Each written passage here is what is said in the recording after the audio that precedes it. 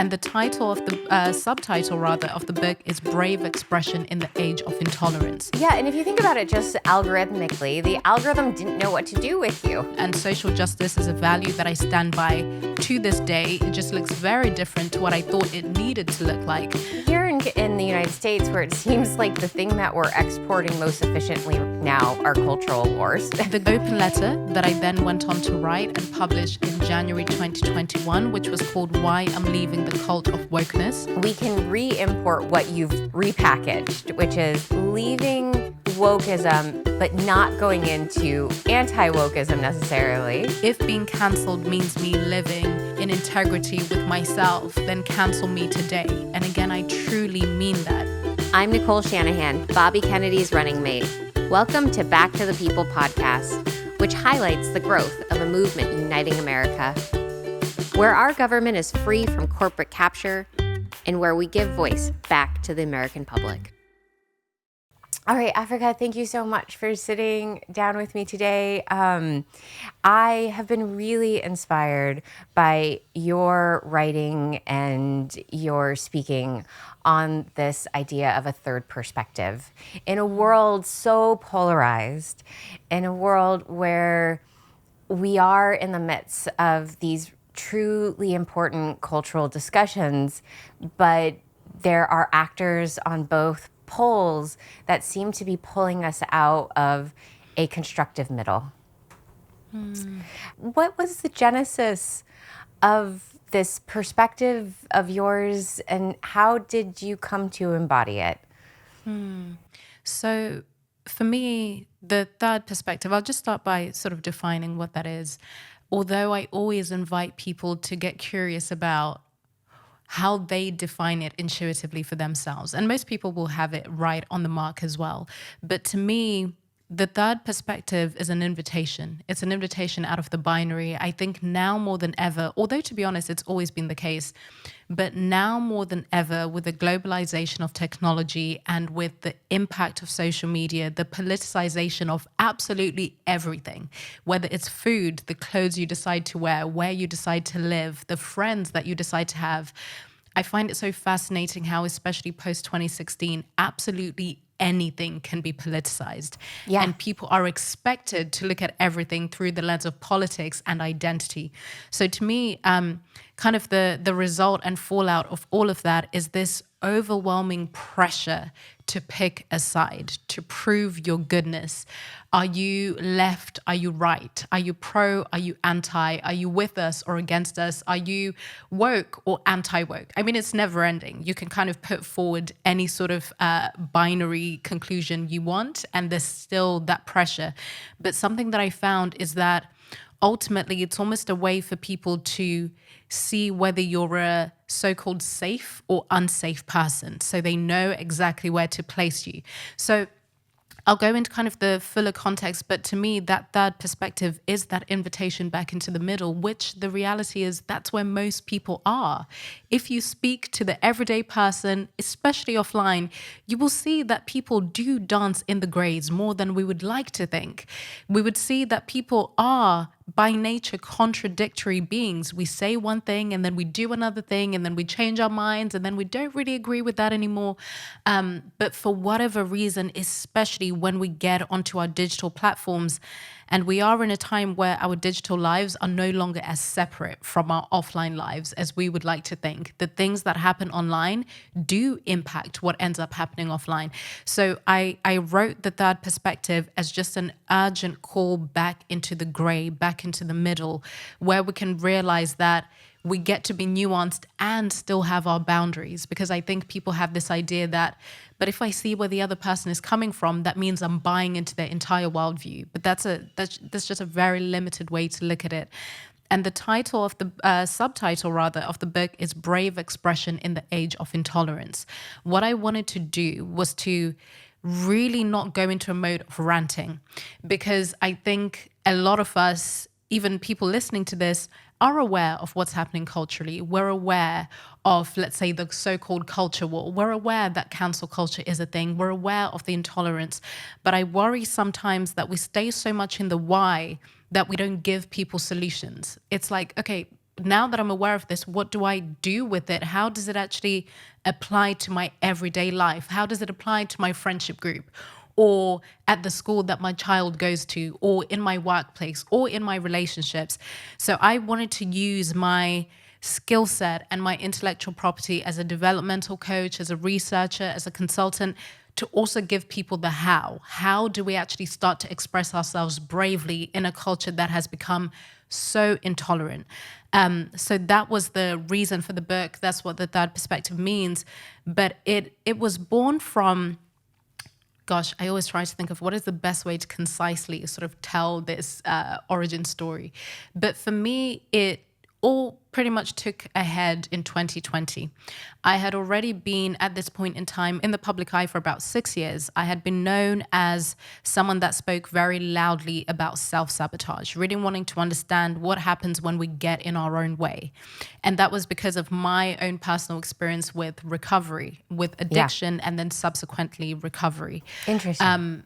And this was in 2016 when I was 24 years old. I've always been a writer. I've always been a very curious person. So when I myself fell into the clutches of addiction, it was very natural for me to write about it. So I started sharing my journey, and I'd relapsed about 7 times, very extreme relapses before then. So once I started sharing my story and my experiences publicly, I was pretty much immediately labeled a recovery advocate. And this was a time where there was still a bit of risk when it came to speaking about something as taboo as addiction, especially because of how young I was, especially because of the cultural component, me being a young Zimbabwean immigrant girl that had fallen into addiction. There was a compelling story also. But the thing is, once you get labeled as something along the lines of advocacy, you quickly get labeled as an activist as well. And again, this is a very important piece that ties into the now, if you will, and why this book was also very important. Because once I got labeled an activist, I was not just expected to speak about my own subjective experience anymore. There was an expectation for me to speak on behalf of, let's say, Black women who are in recovery, or Black immigrant women who are in recovery, or the politics of being a left-leaning Black woman. It's ever evolving, right? It's the idea of intersectionality, that you don't just focus on one thing, you focus on everything. So for me, I would say actually I started experiencing those external pressures of you must speak about this. This is what you have to speak about because of your identity. I started experiencing that in 2017. So by the time 2019 and 2020 comes around, especially post 2016 with the Trump being elected, and I would say that for me, especially as someone that lives in the UK, that's when we definitely started to experience that politicization of absolutely everything, where everything started to be looked at through a political lens. And by the time 2020 came around, I didn't see myself as an activist, but I was by this point in time connected to different social justice spaces, which was absolutely a good thing. And social justice is a value that I stand by to this day. It just looks very different to what I thought it needed to look like. But I started to notice that even though I was a very confident, outspoken person who had been speaking about very challenging things publicly for a time, there were certain things that were sort of explicitly, but also indirectly labeled as no-go areas, just spaces where you don't ask certain questions, or you don't point out contradictions, or you don't say, actually, that doesn't really make sense. What do we mean when we say silence is violence? What do we mean when we say all men? What do we mean when we say all white people are white supremacists, and they just have this unconscious bias and they have to spend the rest of their lives atoning for it through anti-racism trainings or whatever it is? Just so many things that when I think about it now, I realize that I was so fearful because I thought that it would be a betrayal to the Black community. You know, I thought it would be a betrayal to other women or other feminists if I said that I didn't agree. If I said that I wasn't a feminist, I live by feminist values, but it's not a label that I wear. There were so many things that I believed that I wasn't allowed to say. And by the time the George Floyd murder happens in the US and there's the racial uprising, and again, here's where I see it from so many different sides, in that it sparked a very important conversation in many ways. And also, it started to get very extreme in many ways, where people started to justify violence, where people started to justify just a very sort of malicious approach into wanting people to comply to whether it was posting the black square or, again, publicly denouncing themselves as racist, whatever it might be. And I was on the sidelines of watching that, but also, in all honesty, feeling that I had to also participate in that I had to demand that people post, that I had to demand that people speak in a certain way. And even though it was a 2-week period, so it wasn't as long, I realized just how much of an integrity breach that had been for me. I was absolutely going against my own values. My values were transparency. My values were openness. But I was behaving in a way that was in direct conflict with any of that. I didn't make room for anyone that had a different worldview because it felt like a threat to my own worldview. I had a level of intolerance that was so shocking and astounding because I had these ideas of who I am as a person, that I'm a very open-minded person, that I'm someone that understands, the intricacies of self-sabotage and self-expression. However, I saw that I was only comfortable with expression that matched my own worldview. So 2020 was a very pivotal and uncomfortable moment for me, but it's exactly what allowed for me to shift from looking at self-sabotage and looking at what I call collective sabotage, which we call cancel culture, because it made me so curious about wanting to understand the psychology of this thing where so many of us are walking on eggshells in our own minds. So then it ends up happening externally anyway, because once you become so well trained at censoring yourself, it doesn't take much for outside censorship to just be accepted by you. So that's what inspired the open letter that I then went on to write and publish in January 2021, which was called Why I'm Leaving the Cult of Wokeness. And wow, this powerful. It was huge and early, and a very unpopular time to leave wokeism. Oh my gosh, absolutely. And honestly, Nicole, it was one of the most frightening things I've ever done in my life because I was so entrenched in identity politics at the time, and I didn't realize. I wouldn't have known it. If you had spoken to me about identity politics, I would have been like, no, I don't walk through the world thinking I'm black, I'm woman, this and that. But I was shown by the level of fear that I had around saying, I don't agree with this. I've never agreed with this. I've just felt that I need to parrot certain things or repeat certain scripts so that I could be safe from the mob and safe within the tribe, whatever the tribe is. So it was one of the most frightening things. Well, there's nowhere to really go. If yes, you leave absolutely. wokeism, people assume you swing to anti-wokeism, but you're not. Absolutely. That's exactly it. And here in the United States, where it seems like the thing that we're exporting most efficiently now are cultural wars, and then hearing you talk about this from the perspective of being in the UK, where you are importing our cultural wars, is really fascinating because I think, in the United States, had you written that letter, you would have been so viciously canceled and labeled a pro-Trumper, a white supremacist. Look what's happened to Candace Owens and how she gets attacked for being anti-Black. And it's really, really hard to do that here and not get stuck in this silo and then have to own the fact that you're stuck in this other silo. So you had a freedom in 2021, and I think this is really great because we can re-import what you've repackaged, which is leaving wokeism, but not going into anti-wokeism necessarily, and then holding that ground. And so, what was the energetic requirements and the intellectual requirements to hold that ground to not then be repackaged?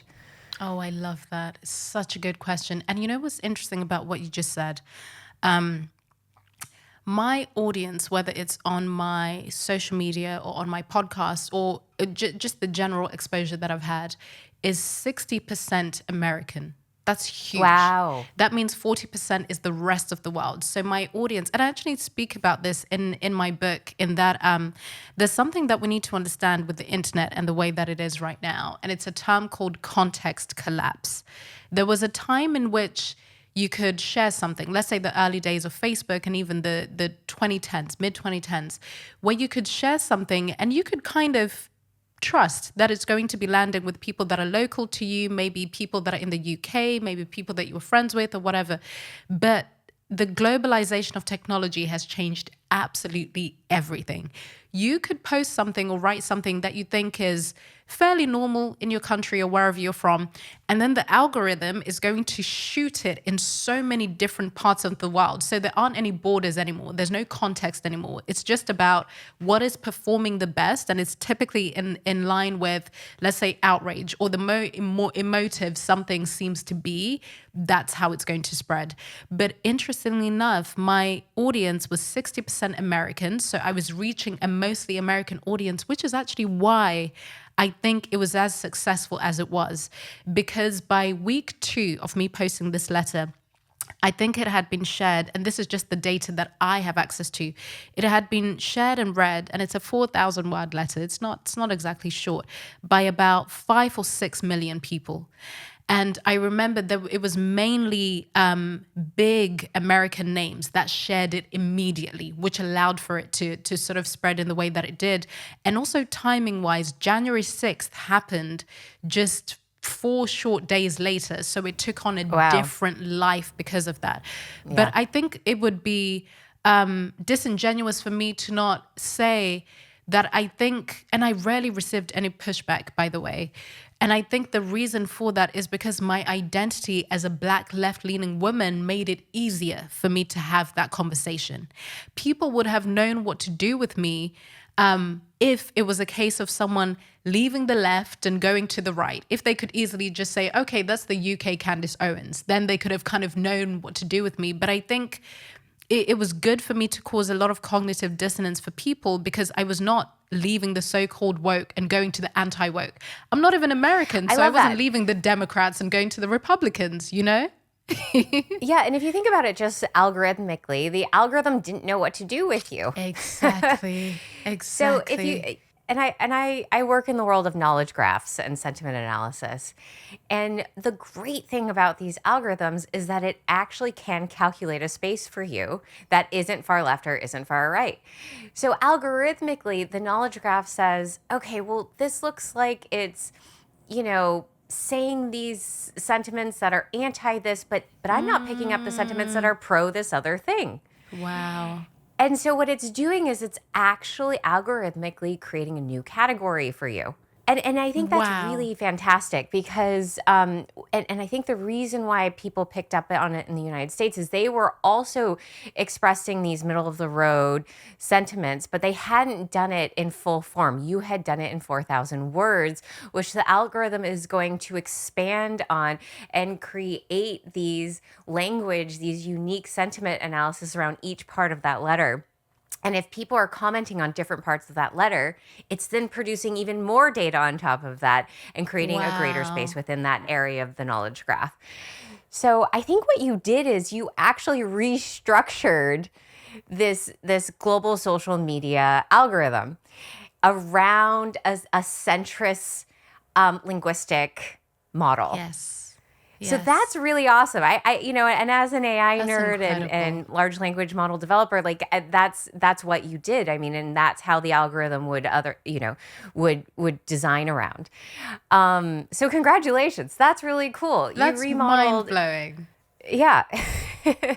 That's incredible to hear. And you know what? When you talk about kind of what are the internal tools that I needed to be able to put that letter out into the world and the mindset that I needed to have, I'm really glad that you asked that, because I think a lot of the time we think either courage or brave expression, we look at them as strategies, right? Which I think has its use, to look at the strategic aspect of it. Mm-hmm. What do I say? What do I do? Kind of my tone, my delivery, the timing of things. There's an intricacy, right, when it comes to the strategic part. But I think we really underestimate the internal strategy that you need, because it can be easy to look at the letter that I wrote and maybe assume that I kind of just put this thing out there as a reaction. But it was really a response that was built over time of self-inquiry, and really being clear on what it is that I wanted to say, and really being clear on what I didn't want this to be. And what I mean by that is the thing that you're speaking about, in terms of moving from one echo chamber and straight into another one, getting validated for something in a moment in time, and then becoming a caricature of yourself. I did not want to do that. And being also, I'd like to add, being okay with venturing out into this unknown. Absolutely. And not knowing if you would be received. And also taking the risk of allowing the other group to identify you as being one of their own. And so these were all risks that you were venturing into. But I think because of the nuance that you built into this 4,000 word letter, if you can really accomplish that consistently in each sentence and turn of topics and, linguistic reasoning that you're using, you protect yourself from being then co-opted by the other group. So there's a fearlessness that is necessary to go into this category that is going to be very lonely at first. Yes, exactly. And I think you speak to something that I write about and speak about quite extensively, which is the idea of risk. That brave expression doesn't come without risk. If you're doing anything brave or courageous, and I don't just mean public things, right? It could be anything. If you need to have a difficult conversation, if you need to pivot your career, if you need to have a conversation with a partner about something that you want to change or something that you want to do, all of that requires risk in some way. And it's usually relational risk. I'm willing to risk this relationship for the betterment of myself and for all involved, right? And I think that's exactly what it was. And I always like to remind people and myself that risk will look very different from time to time. Not everyone has to write some open letter making some kind of declaration, but it can be in a single moment where you would have agreed with something you don't believe in. Just say, actually, no, I don't see it in that way. It can be so micro, because it's in those micro moments where we self-abandon and we betray ourselves. And then we build this muscle that says it's okay for us to override our boundaries. It's okay for us to override our values. And we'll just do it again and again and again, to a point where you don't even realize you're doing it anymore, which is the part that I speak about that becomes very dangerous. But I think around fearlessness, but maybe more so, it's being willing to sit with the discomfort and to hold that discomfort when you put forward something that you know is true, something that is grounded, and still allowing yourself to change your mind. Because with everything, be it the letter or my book or my work in general, I'm so open to having my mind changed. I am so open to being shown my own blind spots. I have my convictions, but I don't hold them so tightly that they're such a firm part of my identity and they're unmovable. And I think because I really put that sort of way of being into my letter and my work, I think you're right in that can be felt. It can be felt that I'm not trying to take some kind of strong stance. I do have my areas of being assertive, but I'm also not trying to force my worldview onto anyone. And I think that's something that I'm very it's something that I'm very intentional about, because I think that's the last thing we need. I think there is way too much of that, of people just forcing their worldview onto other people and feeling threatened by difference in some way, Yeah, that's, and I think that there is a reward structure in place for achieving that. The greatest fear is that when we venture off into the unknown, there's no institution to receive you. And in fact, there is the risk of being institutionally ostracized, losing access to economic rewards, resources, and support. And that, I think, is enough to scare most people off from what you did. and what you've done with your career. But I think that is a misunderstanding. In fact, there are institutions that reward being in the middle. Most institutions would benefit from being in the middle because think about it from a resource perspective. You're able to then invite and attract more eyeballs because you're drawing now from the left and the right. You are inviting individuals into a larger pool of a prospective audience. And that audience has the ability to have the neural plasticity to then innovate and be creative beyond the restrictions of being merely stuck on the left or the right. So there's, I think that's what you've proven is that the market is receptive to this line of reasoning and, in fact, might reward it even more so than being myopic.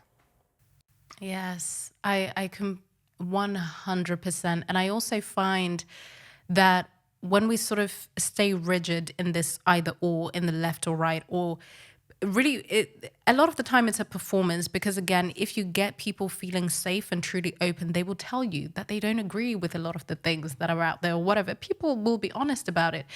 But I think also even closer to home, we underestimate the personal benefits. And I have found, especially in my work and just in conversation, that when people are feeling inspired and motivated, maybe after this conversation, maybe after reading my letter, whatever it is, we feel like, yes, we want to do something on a wider scale. We want to sort of fix the culture war. We want to change. But again, we're very selfish creatures. We will do something, especially if it benefits us. So something that I also find important is to remind people just the personal benefits that there are, even the social benefits, right? Exactly as you're saying, you will actually have a richer, more fulfilling life if you allow for yourself to be in the nuance and you allow for it to be known. Your conversations get even better. You become, you can cultivate a different aspect of you intellectually just by being challenged by different people at different times and being able to be around a dinner table and never really knowing what to expect, being surprised by conversation because you're not in an echo chamber, right? I think we underestimate the social benefits. Mm-hmm. And being surprised with who feels comfortable in reaching out to you for perspective. That's been my experience in coming to the middle, is that, and this is very recent, this is even within the last week, is I had people reaching out to me from, leadership positions in BLM reaching out to me. And I've had people from Trump's circle and even Tommy Lauren reaching out to me. And I'm like, how many people in the United States get to have conversations with both parties and is a trusted resource for both? And that has been the most just delicious part of all of this. And I'm going to use the word delicious because it piques this whole new possibility that wasn't available to me before. And I'm proud. I'm proud to be able to be a resource to all perspectives. And I'm proud to be able, I wouldn't say I'm quite a bridge yet. I haven't reached that level of sophistication, but it's beginning. I can see that in some future chapter. And that to me has brought back hope. It's brought back faith. It's brought back a sense of virtue. And it's actually opened up and unlocked love in ways that I've never have been able to anticipate because we don't really solve anything through war. We create destruction and we create a sense of virtue signaling. We invent this propaganda that can be exciting and enticing at times, but it doesn't solve any of our most critical issues of infrastructure, abundance, economy, production. I mean, it does get people to produce something. So there is a productivity gain, but it's not productivity in sustainable infrastructure. And so, I think that there is that what you are offering and what you have shown the world, and I want to get into your letter a little bit too in a moment, But just in terms of truly economically constructive foundations, you cannot lay the social frameworks for that unless you are able to bring people into the middle to move forward. So, Absolutely. what was your favorite part of the letter you wrote? Like, what section of the letter? What was the sentiment? And is that what got picked up? Was it an alignment with what got picked up, or did people pick up on other parts of the letter that you were surprised that they focused on? Oh, that's such a good question. You know what? The letter was received exactly how I intended. Honestly, I Wow. couldn't have asked for a better reception. It could have been so easy for it to be warped in different ways and for people to cherry pick. And of course, I think that happened maybe a few times of people cherry picking. But I would always refer people back to the full piece, because if there's something that I won't do, I won't personally, on a mindset level, buy into that game of context collapse when people can feel like they take a little snippet and they just decide that this is who I am as a person. I will refer people back to the full piece.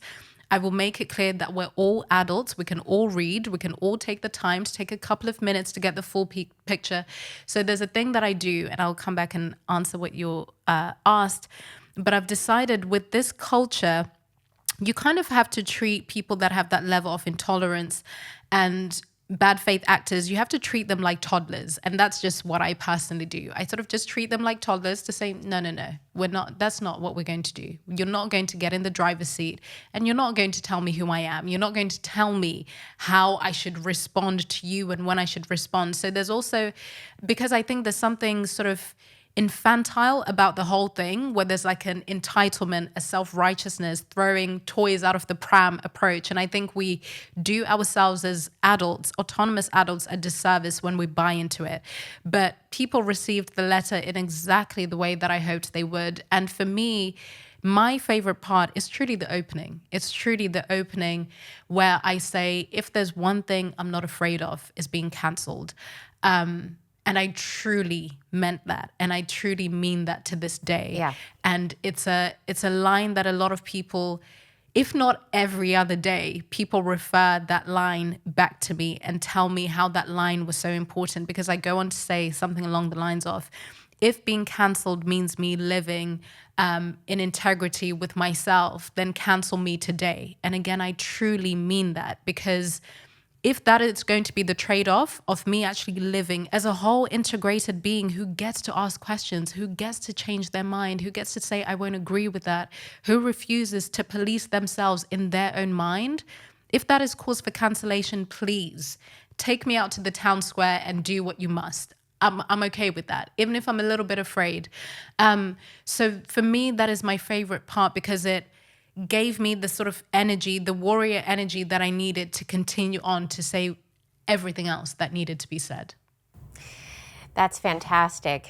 I'm turning 40 in a year, and I have this idea for my 40th birthday that I want to have a conference of the canceled.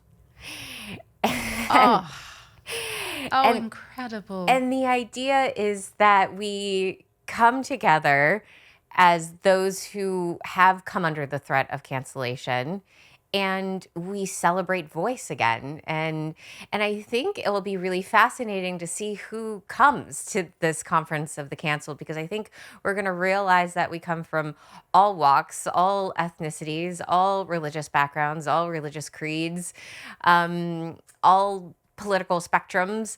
And I think what we come together around is this idea that it's not the canceling that we're celebrating, but it was the fearlessness around not caring about being canceled, because what we had to bring forward had to be brought forward. It must be brought forward, because without being brought forward, we become rigid. You use the word rigid. There's this rigidization of society that leads to almost this blockade against spiritual growth, both individually and as a community. And so I want to talk about spirit, because one of the biggest things that has become so rigid around taking sides right now, which is a topic that I'm oftentimes asked about as someone running for political office, is how do we get beyond this pro-Israel, pro-Palestine situation? How do we talk about the middle in the topic that is ripping the world apart right now? It's not just the United States, it is ripping the world apart. And you in the UK are seeing it. It's all over the Western world. It's all over. It's all over. It's something that most people are not equipped to talk about. And, I think the only people who have any chance at healing this wound are those that have left the poles of extremism in other cultural wars. I almost feel, it is a burden to be asked this question, but how do we talk about this? How are you talking about this? How do we offer a global framework to talk about healing this wound? I don't have an answer for that question, and I think it's a good thing for me to be honest about that. I don't have an answer for that question because it's something that is so incredibly layered for a multitude of reasons. But what I don't believe is layered or complex is humanizing all of the innocent people that are involved. And I find that is where a lot of people are, again, feeling a similar but very different thing to what happened in the summer of BLM, the summer of 2020, to the thing that then happened when it became a conversation of who is vaccinated, who is not vaccinated. If you're not vaccinated, then there's a mandate. It happened right here in the UK, right? That before the vaccination became a conversation, and this is all part of the answer, before the vaccinations became a conversation, every Wednesday at 8 p.m., we would all come outside and we'd clap for our NHS with our pots and our pans, and we would sing and we would dance and we would celebrate them. And not long after that, people were demanding that those same people be fired because they didn't take a vaccination. It's amazing how the dehumanization happened so quickly. So what I have been able to do in the past 5 years, particularly, and just allowing myself to zoom out when it comes to certain things, is to recognize the patterns, is to recognize that the details can be different, but the pattern where we slowly start to dehumanize each other and force each other again to pick a side and to prove our goodness, to speak in a very specific way, to show our support in a very specific way, because there's this idea that if you don't post about what's happening in Gaza, or if you don't post about the hostages, then you don't care.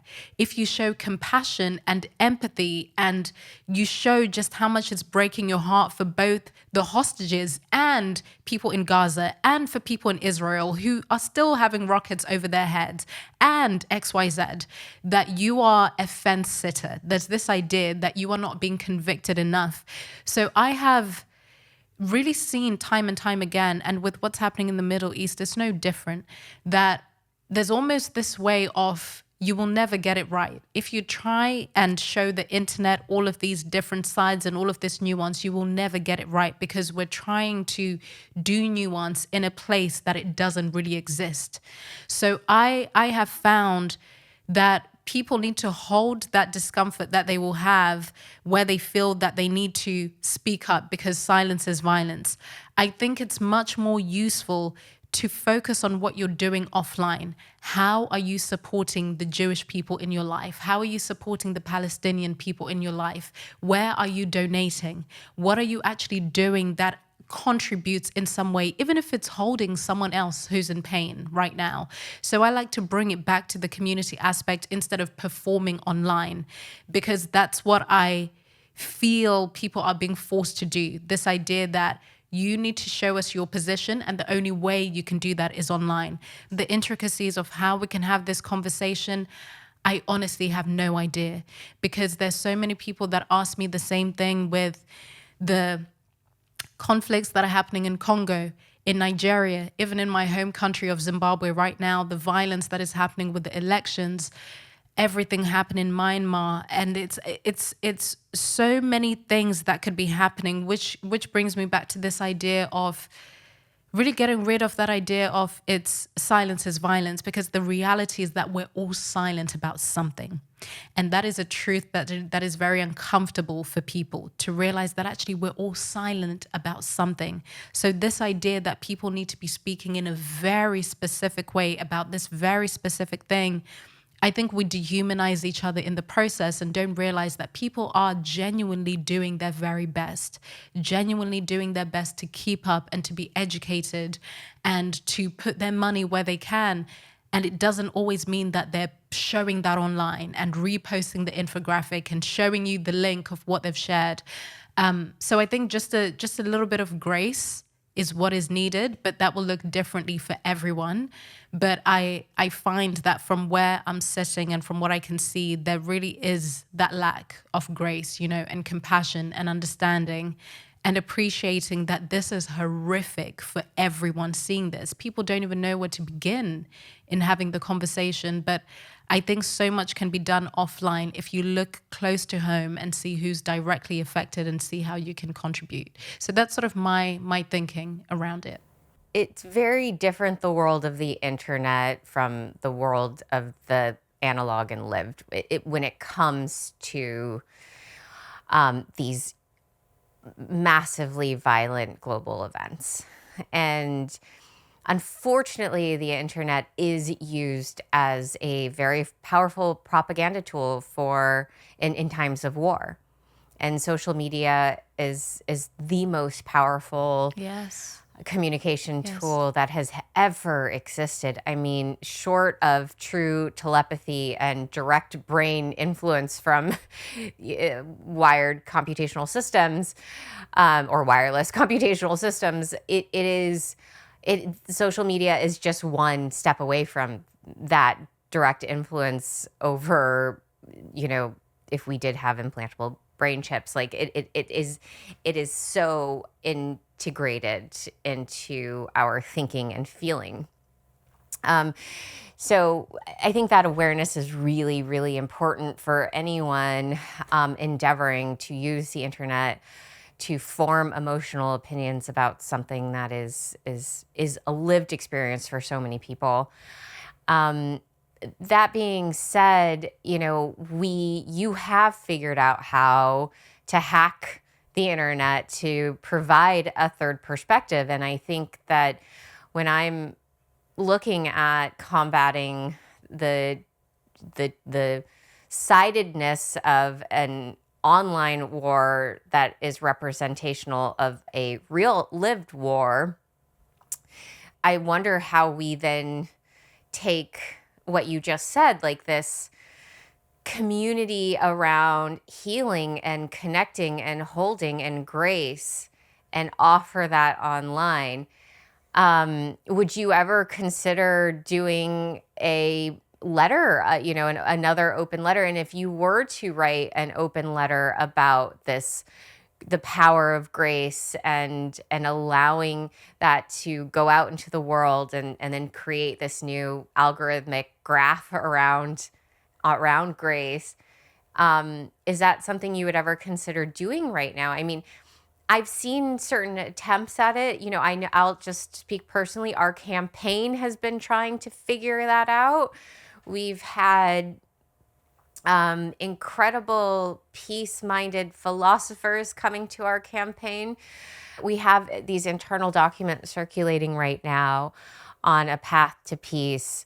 We have internal documents attempting to transcend having to pick a side, pro-Israel or pro-Palestine. And it doesn't even need to be a pro-America, a populist approach, but right. It is something that we are working so hard to try to offer the internet, which is the path to people's hearts and minds. But we're having a hard time getting the language right, and we're having a hard time getting any leadership to buy into it. I have bought into it, but again, I don't know that we have the linguistics right yet. And I am so committed to trying to figure this out, both in the world of 4D chess of geopolitics, where we're looking at BRICS and the UAE. And I have been throwing around some of these examples. What the news didn't pick up on after October 7th was that following Hanukkah in the Emirates, all of these young Emiratis lit a massive Hanukkah in celebration of Hanukkah and showing their support for Israel. And it was one of the most beautiful, powerful signs and offerings that I had seen during that time. None of the news picked it up. Most Israelis were completely unaware this was happening. And every Israeli that I met, I said, did you know this happened in the UAE? That I think it was Abu Dhabi, they had erected this beautiful Hanukkah and physically climbed up to the top of it to light on each night of Hanukkah. And not one Israeli I met was aware of that. And I thought to myself, my God, what a missed opportunity. And I talked to leaders in the United States and I said, did you guys hear that the UAE had committed to participating in stabilization and rebuilding of Gaza? Are you guys following any of this? Because that's really exciting. If anyone can build a beautiful beachside community, it's the people who built Dubai. And so that's where I have been trying to put more and more energy. But I will say it's been a very lonely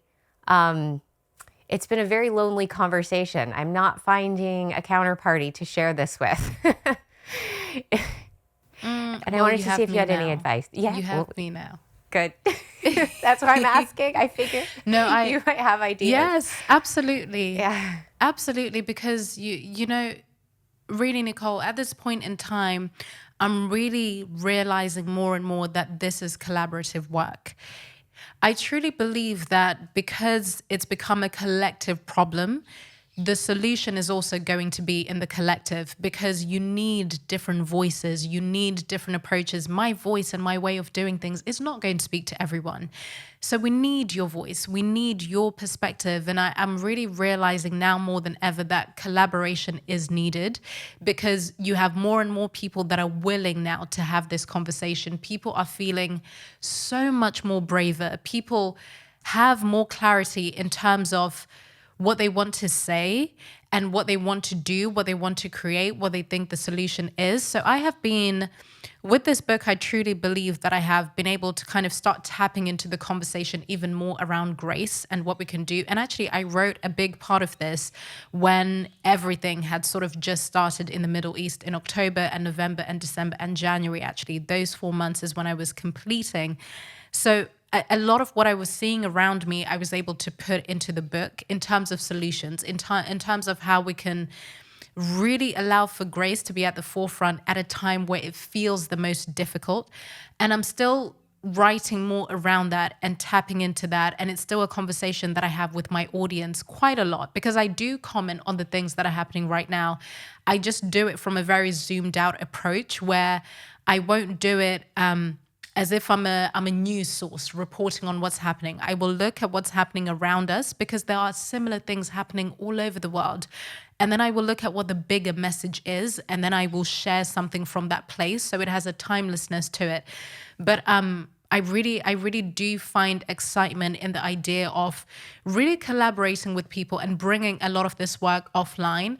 It's very easy for these conversations to be contained online. People listen to podcasts online. People read my letter online. People see everything online. But I think there's something, people are really craving these conversations happening offline, because there's more of a conversational and emotional risk, which actually is required to cultivate bravery and to cultivate courage. So the event that you're talking about for your birthday, for me, that's something that excites me so much, because I can remember a time a few short years ago where people would have been terrified to go to something like that, or would have been terrified to say, I'm going to an event for the council. I mean, people would have been so scared. But I think people are just sort of done with the conforming. People are finding their community. And to me, it excites me to continue these conversations and to see what grace and understanding looks like, even offline as well. But it's definitely something that I'm continuously working on and trying to explore.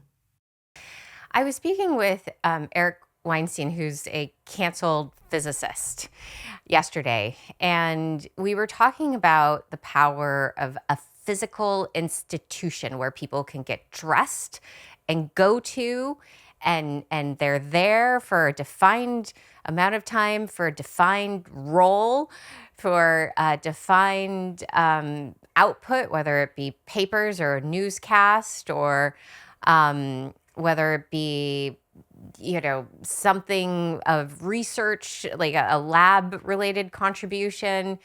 But he really honed in on something that I hadn't thought about, which is the physicality, the embodiment of these efforts, because we can achieve something online, but if it's not, and I'm hearing you say that too, that if it's not embodied through physical action, that it doesn't then translate into a peaceful, productive world around us. But it can start. It can be seeded online. And then there's this next phase of actually embodying it. So in your world of the post open letter world, the post leaving wokeism world, how have you seen that embodied? Is it through different friendship circles? Is it invites to different kinds of events that have emerged since then? Is it different jobs that have opened up that have invited this kind of perspective in? I'd love to see what you've seen in this brave new world. So for me, it actually starts with the self. And I write about this extensively in the third perspective, because it's what I was saying before around we need to make sure we're not staying in the why. And it sounds to me that's what Eric Weinstein was saying in a very different way, that we can sort of stay safe in the intellectual aspect of it, where we trick ourselves into believing that something is actually changing because we've consumed so much of the information and we understand it. I get it now. I'm not doing this anymore, blah, blah, blah. And then now we have to be honest that our default has become online, where we have this idea that in order to express this new aspect of self, it has to be done online. And I caution people against doing that. Even my clients, anyone that I speak to, any talks, I always say that your interpersonal relationships are the best training ground. They are the best training ground because there's more discomfort there, which means that there's going to be more of a courage reward because you're doing something that is actually brave on an embodied level, to have a difficult conversation with someone, to be around a dinner table and in real time to say, actually, no, I don't feel that way. And I'll tell you why I don't feel that way. You get to actually practice, and you also get to notice your physiological response, someone else's physiological response. You get to gauge eye contact and body language and all of these intricacies of communication, right? And I think we really rob ourselves of that when we just think online is the default. So for me, that embodied thing eventually became sort of the dinners and the invites and the people, whatever. But it was actually in my micro daily interactions where I now get to practice what it looks like to be courageous. I also, this is a lot of work that I do with clients, whether it's speakers, leaders, teams, whoever. There's the embodied aspect of intellectually embodying what your values are. But there's also, what are you feeling in your body in the moment when someone challenges you? Somatically, how do you feel it? Do you feel the discomfort here? Is it more so in your head? Do you sort of feel it in your gut? We need to have a body awareness with all of this as well. Or do you feel a tightness in your throat when you start to speak and you blurt your words out so you can just get it out of the way? What would it look like if you were to practice speaking a little bit slower, maintaining a little bit more eye contact in your next conversation, especially if it feels like it has an air of conflict in some way? Instead of assuming that conflict is going to happen, what if you just sit with it for a moment? So I think that idea of it being embodied has to do with the social aspect, but it's also very much to do with internally in your body, how you are being. And I found that to be one of the most important parts of all of this and this entire conversation. When you start to get curious about how you are embodying this new way of being. And then, to be honest, I've found that then eventually translates in your social network. It allows for you to have this sort of energy of openness, whereby if you find yourself in environments where there's different types of people all along the political spectrum or whoever it might be, it's just easier for you to navigate those spaces. But it's because internally you've already gone through that process of embodiment. So that's how I sort of think about it. I see it as a inside job first, and then that will actually shift and determine what happens externally as well. Yeah, I think that's really beautifully stated. The thing that we're seeing here with our educational system, especially our public school system, is that we don't have that kind of modeling right now. And the challenge is children who are developing, their prefrontal cortexes aren't fully developed, their hormones are very complex developing states.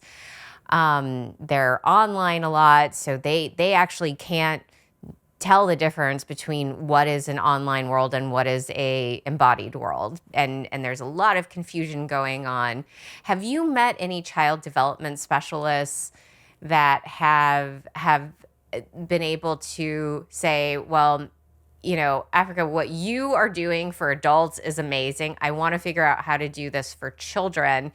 But a child's brain is very different than an adult brain.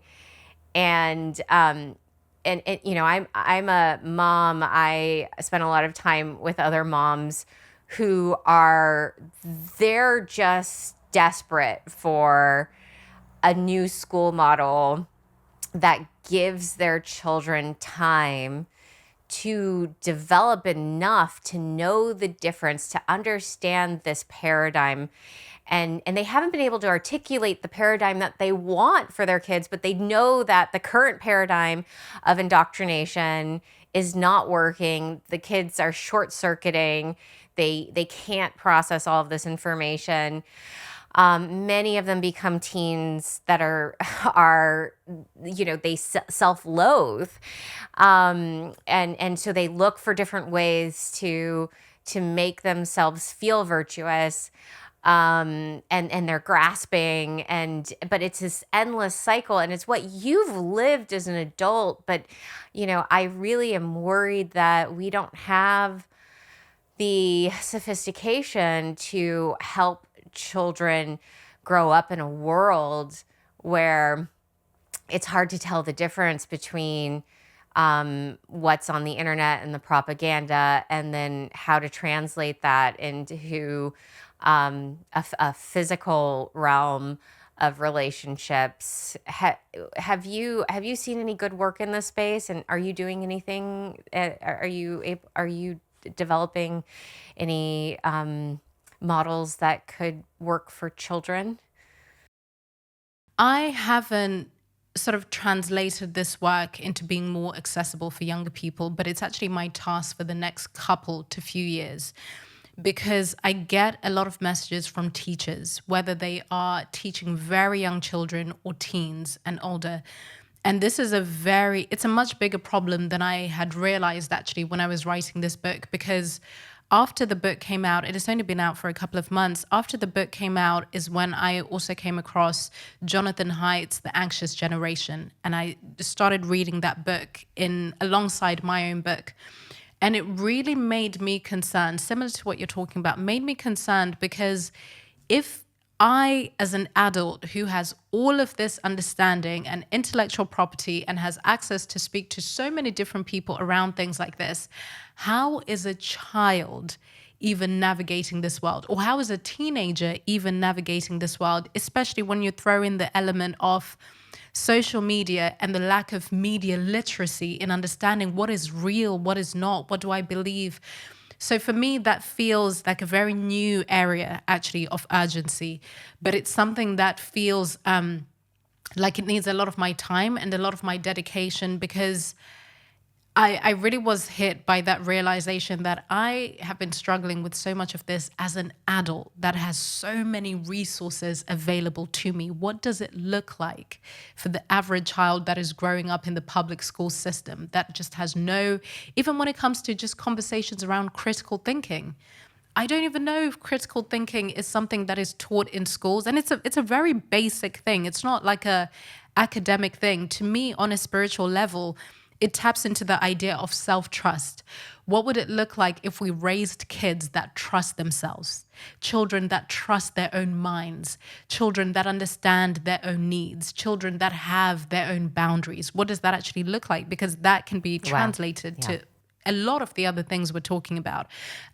So for me, that hadn't been my focus, but it's a very new area of not just curiosity, but it feels like a very urgent thing. And I want to find a way to take this book, everything that I've written down, and to make it accessible to young kids. And I do a lot of talks in schools, actually, with kids as young as 6 years old up to teenagers. So I do a lot of school tours, because I think this conversation is it's so desperately needed. And with the amount of young people that I hear from, I don't just think it's desperately needed. I know that it is. So I want to invite more people, even some people might be listening to this who are child specialists, child therapists, who are tapped into the education system, be it in North America, the UK, Asia, anywhere. Because I think it's not a nice to have. I think this is a very urgent thing in terms of developing this conversation so that it reaches probably the people that need it the most, the ones that are growing up in such an uncertain world with the added layer of a technology that is rapidly changing day to day. Yeah. And the algorithms are intelligent to understand who is a child and who's an adult. So if you're using an algorithm to access children, that becomes a very powerful directed tool. And if your goal is to manipulate those children, it is not at all hard. There's no boundary, there's no protections. And I can say that knowing how these platforms are built and how the advertising is targeted and purchased.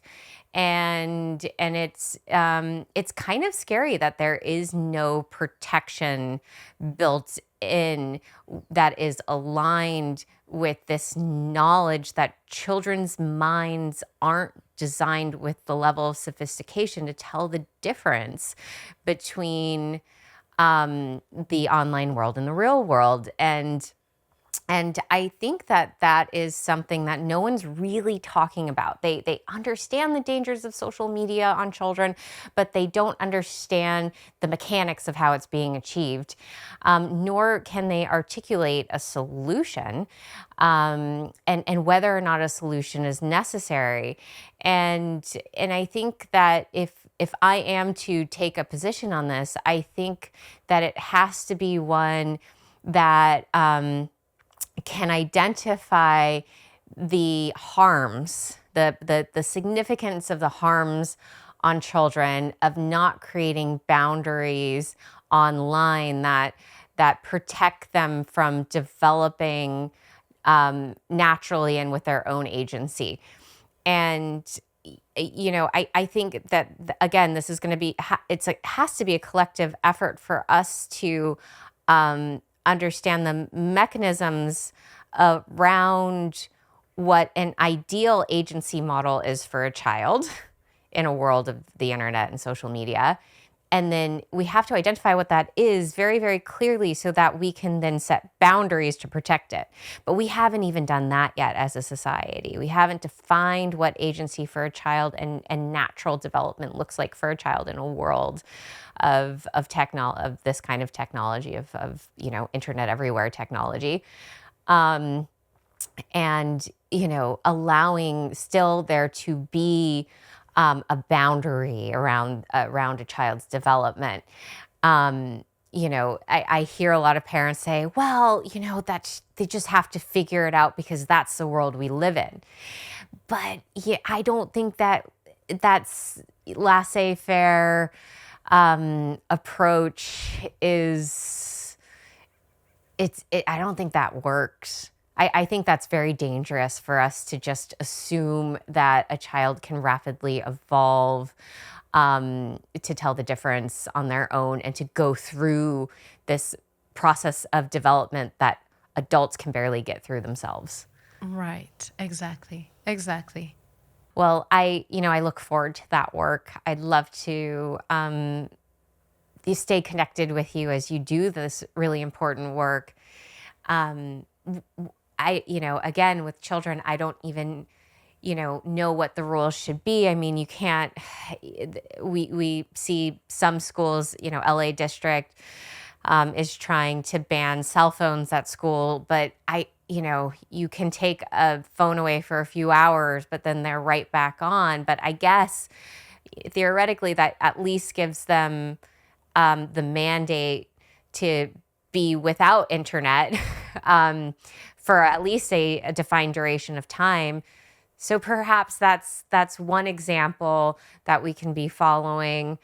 Other examples are, a lot of these internet and social media providers are doing child settings and child safe settings for devices. But even then, I don't know how helpful that is without us defining what a paradigm of childhood development looks like, and having, I think we're going to need, scientists helping us design these models around how the brain develops over those first 18 years of life. But it is, at least we have a model from you of what adult agency looks like in the world of the internet. Yes. And these culture wars, and maybe we work backwards to allow that to then fit within the model of childhood development. Yeah. And you know what? I think it's both. I think a world in which we have more self-aware adults who are autonomous, who are not living in fear in their own minds and agreeing with things they know are not true. We have to realize that the children around us, be it your own children or just children being able to witness the adults that are in their lives, the adults that are out there in the world, they will mimic and behave in the way that you do. So if you're constantly walking on eggshells internally and externally, that is just the domino effect that we're causing. So I think it's both and. I think it's not one or the other. I think we absolutely need both. And I think it is a good thing and it's useful to hear that, they're banning cell phones, etc. But sometimes I worry, and I think it's important that we don't just focus on the symptom. We absolutely desperately need something more holistic that is present from when a child enters the school, whether they're in kindergarten or younger, whatever it is, as long as they're interacting with other people. We need to start having conversations about what do young people have when you remove the phones? Do they have play? Is play, outside play, being encouraged? Is even rough play being encouraged?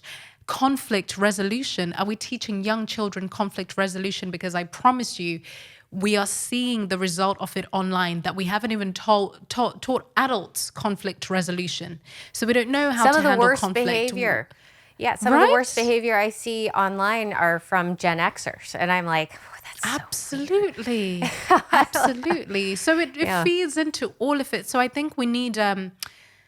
ultimately, what I'm trying to say, and hopefully what I do with my work in this book, is to bring a holistic approach to all of it and to show that it's actually not about what we say. It's not about the strategy alone, whether it's removing phones or blocking people or not responding or not posting certain things or posting certain things.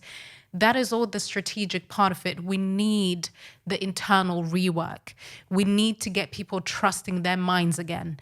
We need people to get better at handling conflict. We need people, young people and adults, people of all ages, human beings, to understand that a difference in worldview is not a threat to your sense of self? How do we get people to understand that and to be able to somatically hold that discomfort? So I think for me, my next phase in my work is to really focus more on the somatic aspect of all of this in the body. How do people experience intolerance in the body? And how then does it present itself? How do kids experience discomfort and shame, or all of these things that end up manifesting online? How are they experiencing it physically, And how can we start to look at whether it's brave expression or courage, or even the psychology of cancel culture? How can we start to look at it in a more holistic way? But I think I do think it's not an either or. I think it's both and. I think we need more hands on deck, basically. And we have to be able to teach it with to children without accidentally sucking them into the culture war in and of itself. So how do you teach tolerance There you go. without having There you to go into the way that wokeism has taught tolerance in schools, and without bringing in these, really big, heavy adult themes, but you give them like the childhood version of these themes that are age appropriate. Yes, yes. And I think Yes. that's where a lot of educators have really lost the plot, is that they're trying to teach these big themes of gender identity and racial identity and religious identity, and they're actually just bringing it into the children so early, and those children are not ready for these themes. So, but you want to teach them the principles that will give them the tools that when they're adults to be able to address these issues. But that's not the topic. You don't bring the adult topic in. You bring the child topic in, and you create a microcosm that allows them within the universe of the child to learn these principles. And I think that's where we absolutely have to go, like now, overnight, because we've seen what it does to a 100%. generation of children when you bring in those adult themes into their lives. Like, we have to insulate them from these very adult themes that they're not prepared to understand at all. So I'm excited for your work, and I really appreciate this conversation. I knew it was going to be good, but it's even been better. Thank you so much. Thank you. That was beautiful.